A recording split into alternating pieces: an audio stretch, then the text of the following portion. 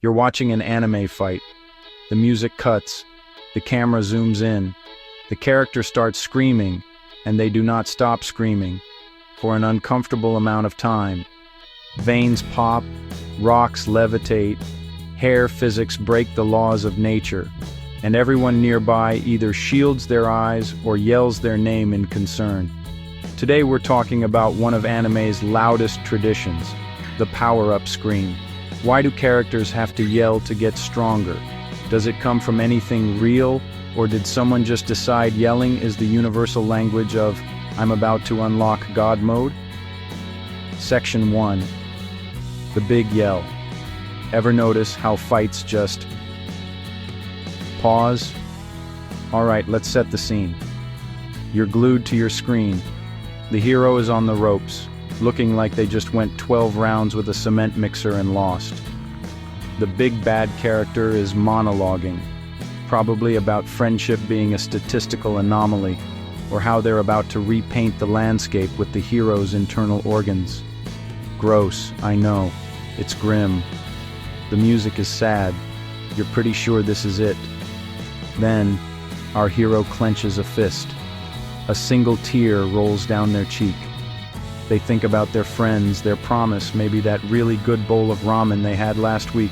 And then, it starts. A low growl that builds and builds until it becomes a full-throated, vein-popping, planet-shaking scream. Suddenly the bad guy stops talking.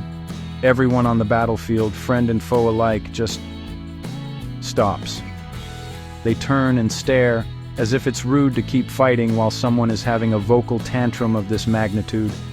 It's an unspoken rule, like not talking during a movie, but for apocalyptic battles. The ground cracks, rocks levitate. The hero's hair defies gravity and possibly several laws of physics. The screaming continues, going on for what feels like a feature-length film. You could go make a sandwich, file your taxes, and come back. Section 2. So what's the deal with the screaming? A definition. Let's break it down, nice and simple.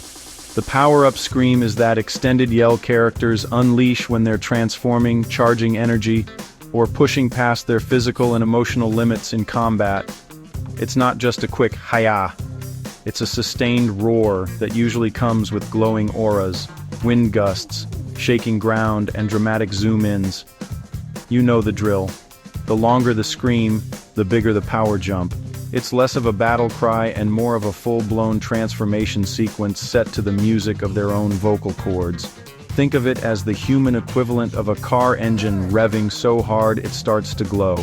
It's the audio cue for a whole sensory explosion. As the character screams, the world around them goes nuts. Wind picks up, a personal hurricane forms, muscles bulge, an aura crackles, and the hair change color, grow longer, start floating like they're over a subway grate. Dramatic slow zoom into the screaming face, neck straining. Functionally, the scream does a few jobs at once. First, visual storytelling. It externalizes an internal struggle. Instead of thinking, "I'll be stronger," they show you. They push body and spirit to the breaking point. The scream is the sound of that limit shattering, a raw manifestation of willpower. You don't just see strength, you feel the effort. Second, it controls fight pace. The scream acts as a dramatic pause. Audience and animators get a breath, tension builds, anticipation rises. It's the top of the roller coaster hill. The longer the scream, the bigger the drop. A loud calm before the storm resumes at a new level of intensity. Third, hype. It tells you very loudly, something big is happening. Do not look at your phone right now. It's the universe's most aggressive pop-up notification, telling you that an update is being installed. And that update has got muscles galore. In those action-packed shows where the fate of the world is decided every Tuesday, it's practically a requirement. It's a sacred ritual. You can't just be stronger. You have to announce it to the heavens, your enemies, and anyone in a 3-quadrant radius with a functioning eardrum. It's a trope as reliable as the sun rising. The fight is going poorly, the odds are impossible, and the only way out is up, in both power level and decibel level.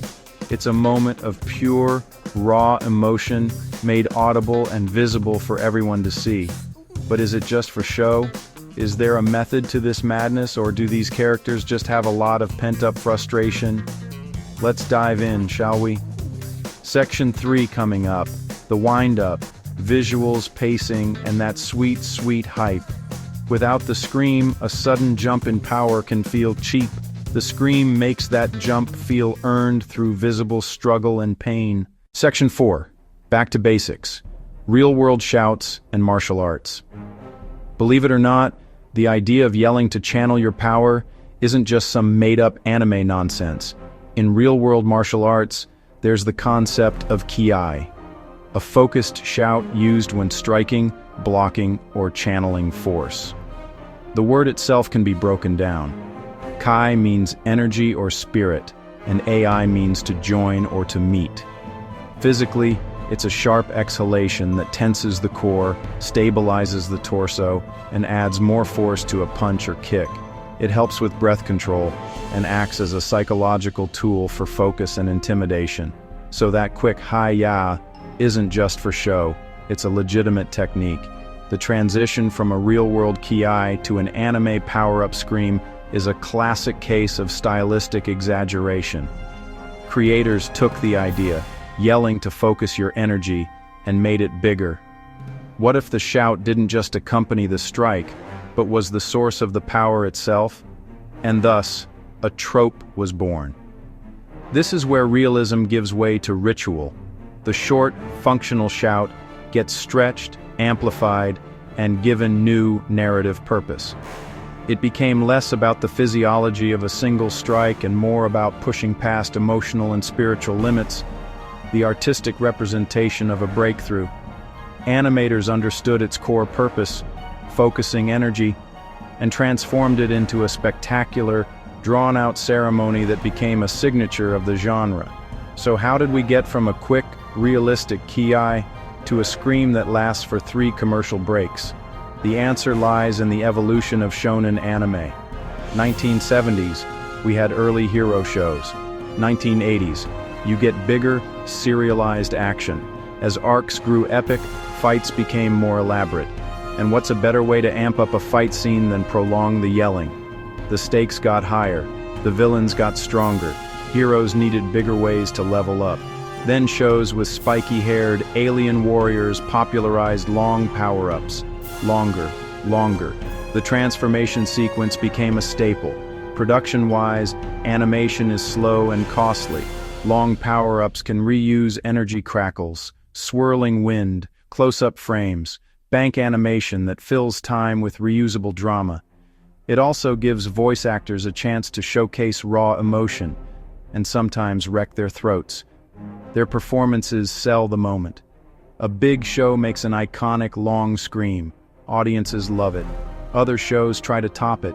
Scream fests get longer and flashier. It became codified, part of the shonen formula. You expected it. You waited for it. The scream stopped being just a power-up. It was a promise. Awesome catharsis. Worth the wait. And the yelling. Next, peak absurdity, parody, and overuse. Because when a trope gets this iconic, comedy is inevitable. Of course, once a trope becomes iconic, it also becomes ripe for parody. At peak absurdity, power-up screams go on so long that fans start timing them. Jokes pop up like, "This transformation lasted an entire episode," or "His lungs have more stamina than the final boss." Some shows fully embrace the drama. Reverb, echo, lightning, shaking, rapid-fire flashbacks. Then the meta-series flip it. Screaming for basic tasks, someone runs out of breath, or side characters complain how long it takes. In the age of the internet, nothing is sacred. A trope this loud was destined to become a meme. Compilation videos, longest anime screams. Character X screams for 10 minutes straight. High drama becomes pure comedy. Mundane clips cut to a scream, then a triumphant smoky jar open. Chef's kiss, Gym edits pair deadlifts with transformation yells. Anime and manga parody it too. Deep breath, clenched fists, intense scream, and nothing. Or a power-up that ties shoes really fast. Parody doesn't kill the trope, it can strengthen it. It becomes shared cultural language, silly but beloved. Chief among the legends, a kind-hearted hero's first golden aura rage. Lightning, storm, hair blazing. A cultural event. The scream was long, guttural, filled with pain, a gentle soul breaking. It set the blueprint. Another icon. A delinquent turned spirit detective returns from the brink, a scream echoing like it climbed out of the afterlife. Others rely on screaming constantly. The rooftop ninja with shadow clones, the green-haired kid whose power breaks bones, battle cry and agony infused. In these cases, the scream is recurring and integral, a reminder of cost and effort. When it works, it feels earned. When it's every episode, it starts to feel like a bit much. With any trope this common, there's risk of fatigue. There's a fine line between epic and please just get on with it. When it works, it's a pivotal moment after physical and emotional limits. Pressure demands release. When overused, it feels like a crutch. Lazy power-ups, no strategy, no growth. The scream substitutes for storytelling. Context is everything. End of the world? Sure. Practice match? Maybe chill. The best power-ups come with a price. Exhaustion, trauma, risk of losing control. Modern series will play around with the formula to keep it fresh.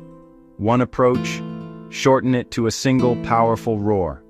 Another, internal monologue over rising aura, quiet determination instead of loud desperation. Sometimes the most powerful choice is silence. No music, no scream, just awe and dread. Creators mix techniques, a long, classic first transformation, later quicker or silent power-ups to keep audiences on their toes. The scream is still here, but now with a wider, more dynamic range. So, after all the analysis, parodies, and discussions of overuse, why does the power-up scream endure? Why do we still get goosebumps when a hero throws their head back and yells at the sky? First, it's the ultimate signal. Pay attention. Everything is about to change. A shot of pure narrative adrenaline that focuses everyone on a single transformative moment. Second, it's built on something real. Martial arts, kiai, and the biological reality of exertion shouts. It taps a primal circuit linking sound, effort, and release. And it's catharsis. We feel their struggle. The scream is our release too, the sound of hope refusing to die. So next time it looks like the scream might last until next season, don't reach for fast forward, just lean in, appreciate the absurdity, appreciate the artistry, appreciate the raw hype of it all. The power-up scream is loud, a little silly, and absolutely epic for a reason. Now, if you'll excuse me, I have a jar of pickles that needs to know who's boss. Tell me your favorite over-the-top power-up moment, and the longest scream you've ever sat through without skipping. Did it earn the hype, or was it just your remote that powered up instead? Think of your favorite one. Go ahead, I'll wait.